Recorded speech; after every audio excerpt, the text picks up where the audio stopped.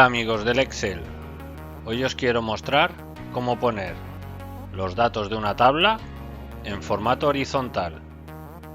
Bien, es muy sencillo.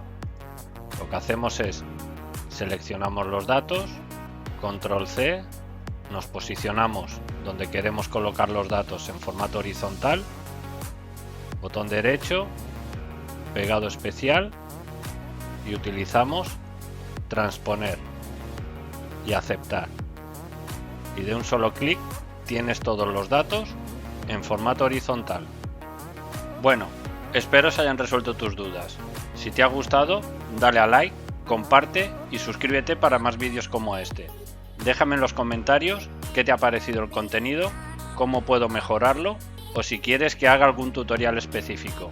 Me ayudarás mucho. También puedes seguirme en las redes sociales. Hasta pronto.